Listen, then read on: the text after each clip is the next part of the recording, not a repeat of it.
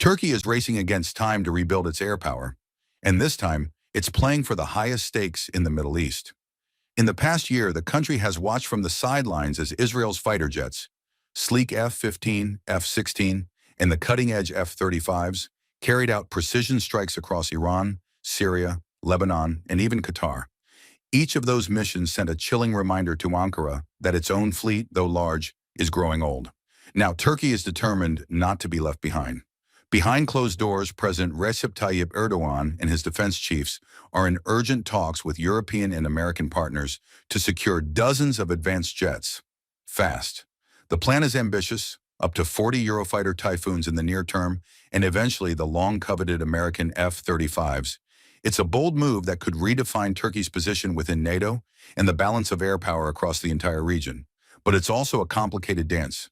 The United States still bars Turkey from buying the F-35 ever since Washington imposed sanctions under the CAATSA law in 2020. Those sanctions came after Ankara purchased Russian S-400 missile systems, a move that angered Washington and raised fears of intelligence leaks to Moscow. But Erdogan isn't backing down.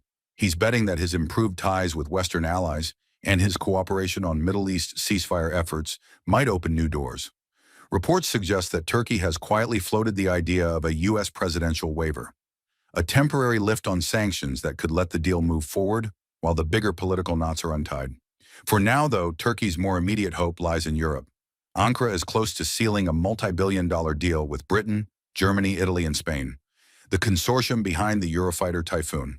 Under the proposal, Turkey would receive a dozen second-hand Typhoons from Qatar and Oman almost immediately to fill urgent gaps in its fleet. Then, 28 brand-new jets would follow in the coming years. British Prime Minister Keir Starmer and German Chancellor Friedrich Merz are expected to meet Erdogan later this month to finalize the deal. For Turkey, it's a crucial step, one that signals both a defense revival and a political reset with the West. Still, the challenges are far from over. Greece, Turkey's longtime rival and NATO neighbor, is also preparing to receive its own F-35s in the next few years. The two countries have a history of tense aerial encounters over the Aegean Sea, and the introduction of next-generation jets on both sides could reignite old rivalries. Meanwhile, inside Turkey, voices are divided. Supporters of Erdogan's defense strategy say the upgrades are essential for national security. Critics, including former Air Force officers, warn that years of mismanagement have left the country dangerously exposed, and that no quick fix will close the technological gap overnight. But Erdogan has another card up his sleeve, Turkey's homegrown Kaan stealth fighter. It's a symbol of national pride and ambition, built to one day rival the F-35.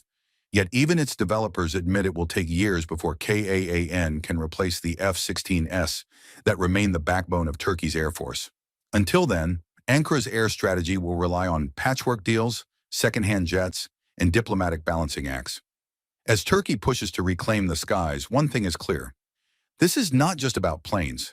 It's about power, pride, and positioning in a region where air dominance often determines who sets the rules.